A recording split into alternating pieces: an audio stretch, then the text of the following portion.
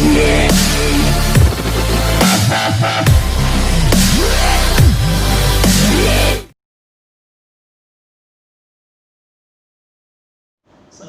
warahmatullahi wabarakatuh.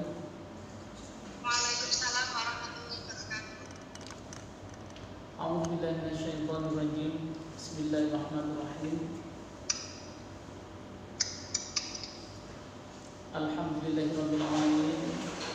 Wassalatu wassalamu ala sayyidina wa habibina wa syafiina wa qurrati a'yunina Muhammadin khatamil anbiya wa imamul mursalin wa ala alihi wa sahbihi ajma'in wa man tabi'ahum bi ihsan ila yaumiddin. Ya Fattahu ya Alim, ya Razzaqu ya Karim, Rabbiftah qulubana futuhal arifin. Amin amin ya rabbal alamin.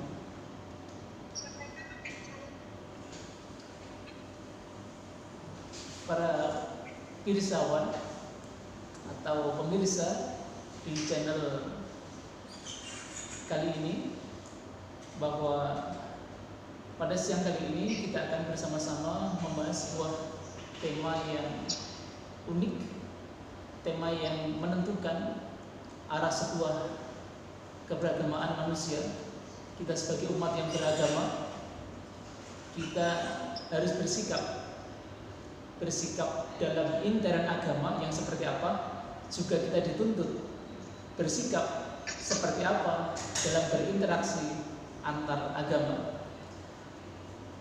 Sebelumnya marilah kita syukur kepada Allah Subhanahu wa taala bahwa kita diberi kesempatan untuk bisa bersama-sama di channel ini dalam acara ngaji online ini. Semoga dapat bermanfaat dan berkah semuanya.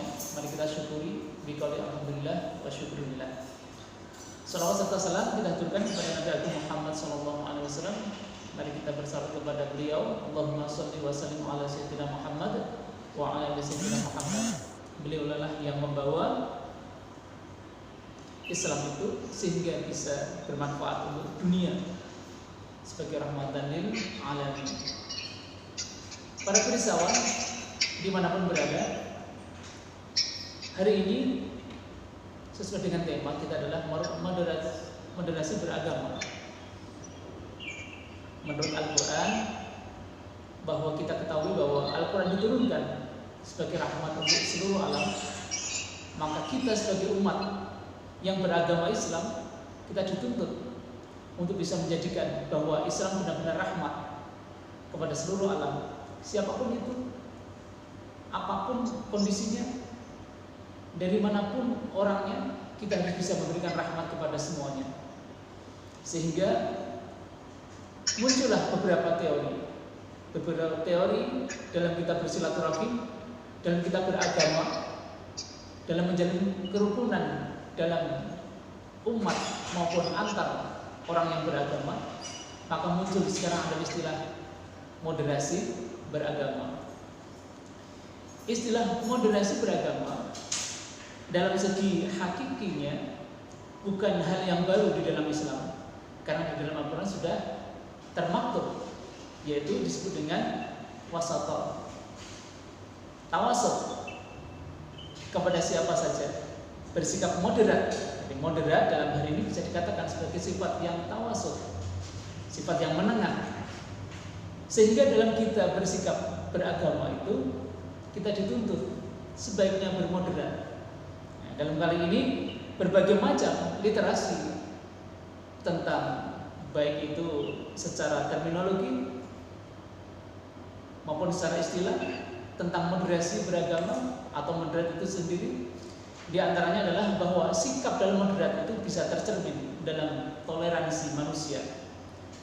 Sikap moderasi beragama bisa tercermin dalam keharmonisan dia dalam beragama, kerjasama antar umat beragama. Karena moderasi itu memilih yang baik di antara yang baik. Sehingga bagaimana kita menyikapi, bagaimana kita menjalankan moderasi beragama, ini yang terpenting. Bagaimana kita menerapkan keislaman yang moderat, bagaimana kita menerapkan Islam yang moderat, ini yang terpenting bagi kita. Maka dalam ngaji online kali ini kita akan membahas menuju kepada penerapan dari sikap-sikap kita dalam bermoderasi beragama. Yang pertama adalah kita wajib mengerti, memahami fitrah perbedaan. Dalam kita bermoderasi beragama, kita harus mengerti dan memahami fitrah perbedaan di antara sesama. Di dalam Al-Quran, ya ayyuhan nas inna khalaqnakum min dzakarin wa untha. Kita diciptakan oleh Allah min dzakarin wa untha, laki-laki dan perempuan.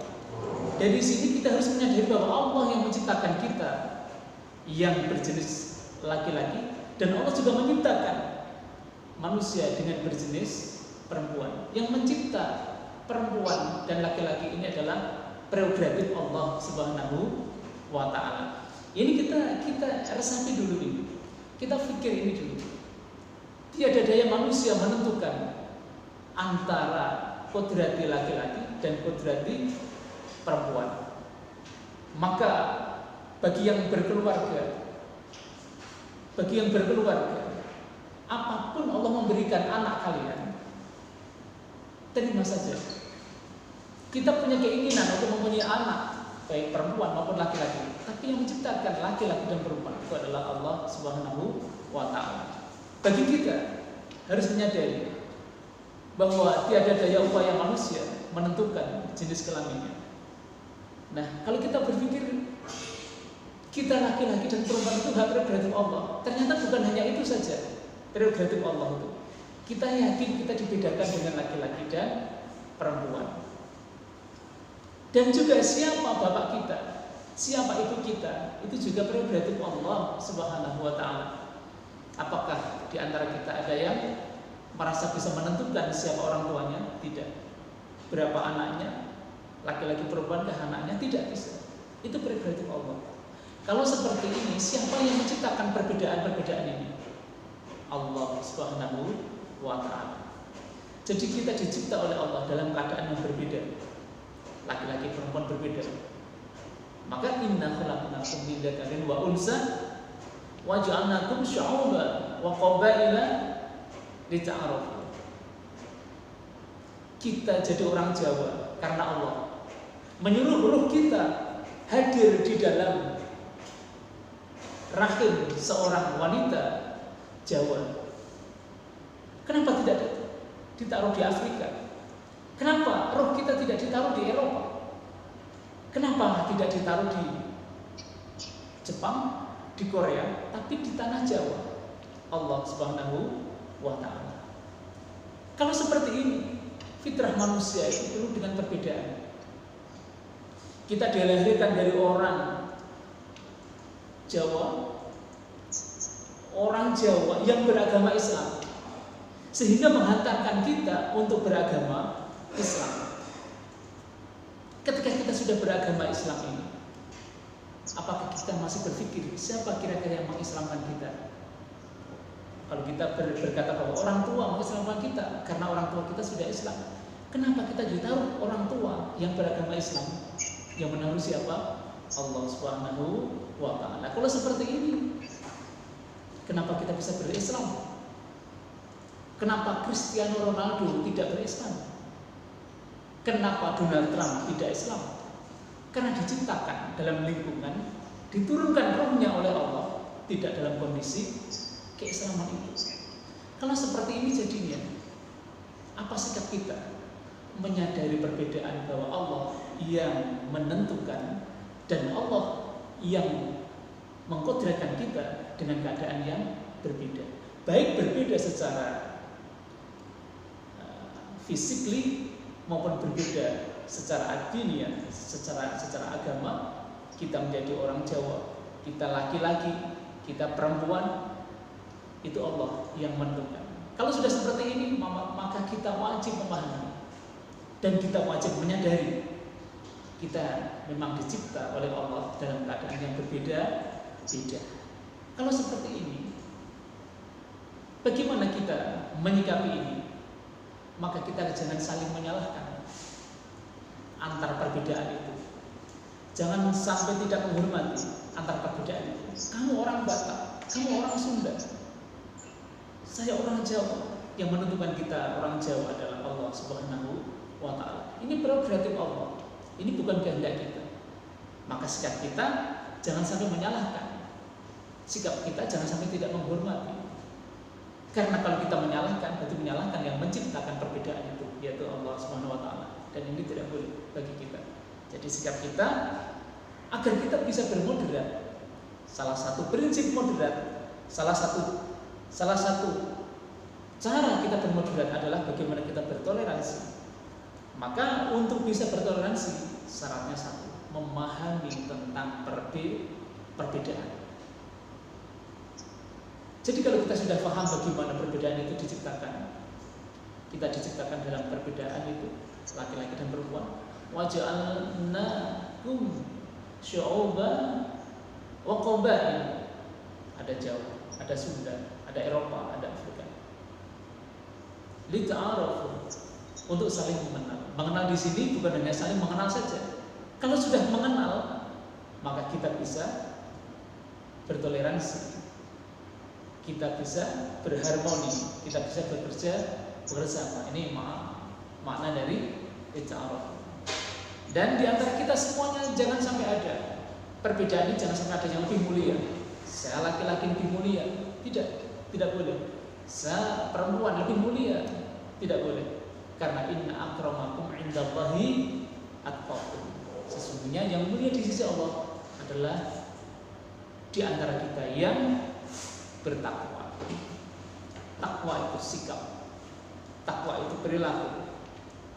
Bukan dari perbedaan fisik, bukan karena dia sukunya apa, tapi ketakwaannya itulah yang dihitung oleh Allah, yang dilihat oleh Allah, orang ini mulia atau tidak di sisi Allah Subhanahu wa Ta'ala. Inna akramakum indallahi atqakum. Kemudian sikap yang kedua dari moderat itu adalah kita berharmoni antar agama. Karena bagaimanapun hidayah, orang itu bisa beragama itu karena Allah. Kanjeng Nabi Muhammad SAW yang diutus oleh Allah dalam menyampaikan Islam ini hanya sebagai litubayyin, sebagai penyampai agama, bukan penentu agama. Itu harus kita ingat. Rasulullah itu penyampai agama, pensyiar agama, sebagai Rasul utusan, bukan sebagai penentu seseorang itu bisa beragama. Dari Rasulullah kita beribrah, beruswah bahwa kita selaku orang yang beragama, selaku orang yang mempunyai rasa tanggung jawab terhadap agama, harus mempunyai prinsip bahwa tugas kita adalah menyampaikan tabligh, menyampaikan agama Islam. Jangan sampai kita mempunyai perasaan bahwa tugas kita adalah mengislamkan manusia, tapi menyampaikan manusia Islam, dan tidak seseorang itu hidayah dari Allah Subhanahu wa Ta'ala. Kanjeng Nabi itu sekedar menyampaikan Islam. Ini loh keislaman itu, bukan menentukan seseorang itu beragama Islam. Ini yang harus kita sadari. Sehingga kalau ada yang berbeda agama dengan kita, atau ada seseorang yang tidak Islam, itu bukan hak kita untuk menjudge mereka. Tapi kita sampaikan, ini loh, tampilkan Islam dengan baik. Tugas kita tidak merubahnya menjadi Islam, memaksa dia untuk menjadi Islam. Tapi kalau kita melihat orang Kristen, orang Katolik, tugas kita adalah menyampaikan, ini loh Islam yang baik, menampilkan ini loh Islam yang baik. Itu bagian dari syiar dari keislaman itu. Inilah makna dari moderat. Jadi moderasi beragama itu bisa kita sikapi dengan cara satu, bertoleransi dengan baik. Agar kita bisa bertoleransi dengan baik, syaratnya adalah kita memahami perbedaan baik antar individu di antara umat Islam maupun perbedaan antar umat beragama. Jadi fitrah perbedaan harus kita yakini dulu. Kita diciptakan memang dalam keadaan berbeda-beda. Kemudian harmoni. Supaya kehidupan beragama kita berharmoni, antar agama kita berharmoni, maka kita wajib mengerti tugas kita selaku umat beragama, yaitu menyampaikan keislaman dengan indah, dengan baik, tampilkan keislaman dengan ramah. Tidak ada pemaksaan dalam Islam itu.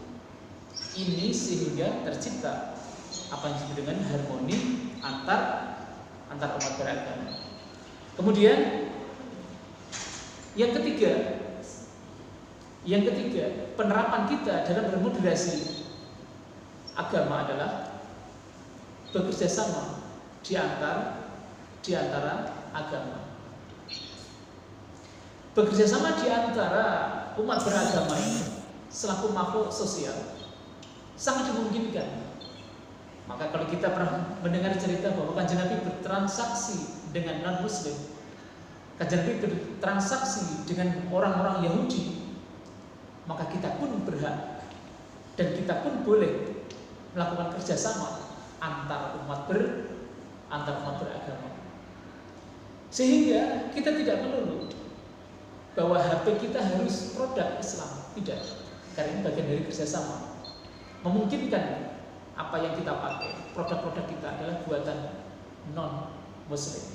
Sehingga kita bisa bekerjasama di dalam ekonomi, kita bisa bekerjasama dalam sosial. Terlebih sekarang ini di dalam pandemi COVID-19, maka tidak ada sekat bagi kita. Kita harus menolong sesama umat Islam. Iya, tapi jangan abaikan non-Islam. Kita boleh minta bantuan dokter yang beragama Islam, tapi juga jangan antipati terhadap dokter yang tidak beragama Islam. Kita bersama antar umat beragama dalam menghadapi pandemi ini.